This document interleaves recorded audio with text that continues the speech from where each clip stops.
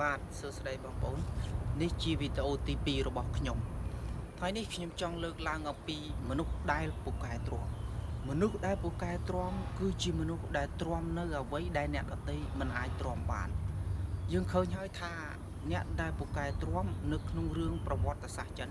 មានដូចជាហានស៊ីងជាមនុស្សដែលពូកែទ្រាំណាស់ទោះបីជាខ្លួនជួបនឹងការប្រមាថគ្រប់សពបែបយ៉ាងប៉ុណ្ណាក៏ដោយក៏ខ្លួនមិនបោះបង់ចោលនៅកូនដៅដ៏ធំរបស់ខ្លួននិងឆន្ទៈដ៏មុតស្រួចរបស់ខ្លួនព្រមទាំងយុទ្ធសាស្ត្រដ៏ជាក់លាក់របស់ខ្លួនដើម្បីសម្រេចបាននៅមហិច្ឆតារបស់ខ្លួនដែរហានស៊ីងតែងតែព្យាយាមឲ្យយោបល់ជាពិសេសនៅក្នុងកំឡុងពេលដែលខ្លួនទៅចុះចូលជាមួយនឹងស្ដេចសៀងហានស៊ីងធ្លាប់ឲ្យយោបល់ក៏ប៉ុន្តែពាក្យសម្ដីយោបល់និងគំនិតរបស់ហានស៊ីងមិនបានធ្វើឲ្យសៀងលៀងដែលជាពូរបស់សៀងអ៊ីនឹងចាប់អារម្មណ៍នេះទីបំផុតត្រូវបានគេបដិសេធនៅក្នុងជំរុំរបស់សៀងអ៊ីហានស៊ីងតែងតែផ្ដល់យោបល់ពីរបៀបដឹកនាំទ័ពរបៀបរៀបចំផែនការយុទ្ធសាស្ត្រដើម្បីត្រៀមទប់ទល់ក៏ដូចជាវាយលុកជាមួយនឹងចាងហានទូរងនៅការរិះគន់មិនពេញចិត្តនិងមិនឲ្យតម្លៃហើយតែងតែជាបដិសេធជានិច្ចរីឯហានស៊ីងក៏បានមកចុះចូលជាមួយនឹងលាវប៉ាងនៅក្រោមបង្គាប់របស់លាវប៉ាងមានមេតបជាច្រើនជាពិសេសអ្នកដែលនៅក្រោមបង្គាប់របស់លាវប៉ាងក៏មិនដែលស្ដាប់និងយកចិត្តទុកដាក់ទៅនឹងពាក្យសម្ដីក៏ដូចជាយោបល់របស់ហានស៊ីងដែរជាពិសេសទីប្រឹក្សាជំនិតរបស់លាវប៉ាងដូចជាសៀវហឺប៉ុន្តែហានស៊ីងនៅតែព្យាយាមឲ្យយោបល់ម្ដងហើយម្ដងទៀតរហូតដល់ធ្វើឲ្យសៀវហឺមានការចាប់អារម្មណ៍សៀវហឺក៏បានណែនាំទៅដល់លាវប៉ាងដែលធ្វើឲ្យហានស៊ីងទទួលបាននៅតំណែងដ៏កំពូលដែលយើងអាចនិយាយថានៅក្រោមគេម្នាក់ប៉ុន្តែខ្ពស់ជាងគេមួយទៀតនៅក្នុងរឿងសាមកុកយើងឃើញថាមានតួអង្គម្នាក់ដែលពូកែទ្រាំបំផុតគឺស៊ឺម៉ាអ៊ីជាមនុស្សដែលពូកែទ្រាំបំផុតទោះបីជាខ្លួនត្រូវទទួលរងនៅក្នុងការប្រមាថធ្វើជាក្តារឲ្យឆៅឡើងរទេះសេះហើយទទួលការមើលងាយការពាក្យគំរោះគំរើយពីឆៅយ៉ាងណាក៏ដោយក៏ស៊ឺម៉ាអ៊ីនៅតែពូកែទ្រាំជាពិសេសនៅក្នុងចំណោមត្រកូលឆៅគឺតែងតែរកលេសបង្កើតបញ្ហាដើម្បីទម្លាក់កំហុសទៅឲ្យស៊ឺម៉ាអ៊ីដោយតាំងពីឆៅ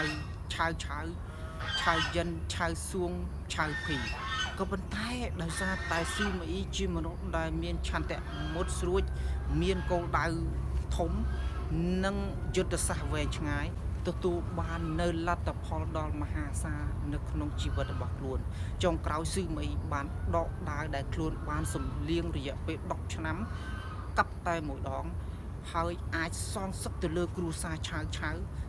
ទាញយកអំណាចមួយទៀតកើជៀននៅក្នុងរឿងចិត្តអំណត់ជាអំណាចកើជៀនជាស្ដេចមួយអង្គដែលនៅពេលនោះកើជៀនបានប្រយុទ្ធជាមួយនឹងនគរអ៊ូគឺស្ដេចហ្វូឆាយ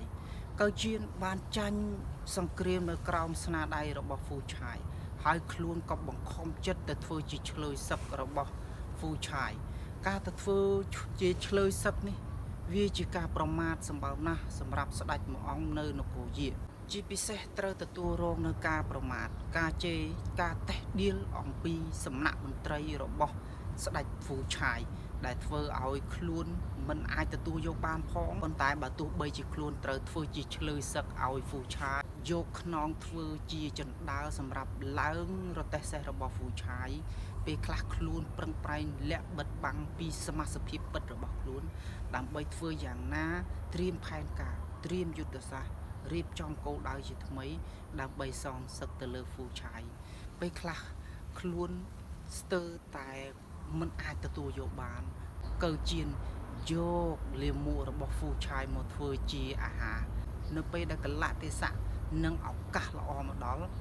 កើជៀនក៏បានរៀបចំក្បួនក៏បានធ្វើការសងសឹកទៅលើហ្វូឆាយបានសម្រេចហើយក៏បានស្ដារនគរយាឡើងវិញ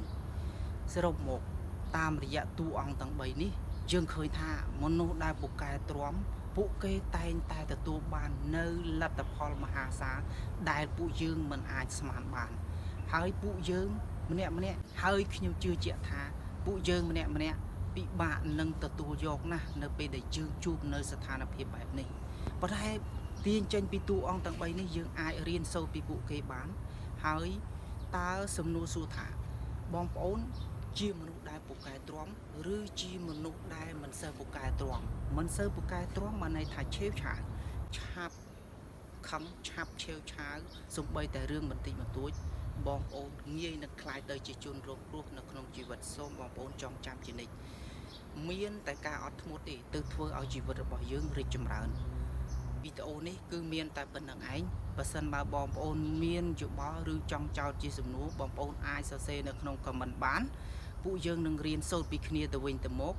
ហើយអ្វីដែលល្អបងប្អូនយកចុះអ្វីដែលមិនល្អបោះបង់ចោលជិះវាងនៅក្នុងការរិះគន់បែបជេរអសរោះពីព្រោះការជេរប្រមាថអសរោះវាជាគំនិតមិនល្អដែលធ្វើឲ្យយើងកាន់តែមាន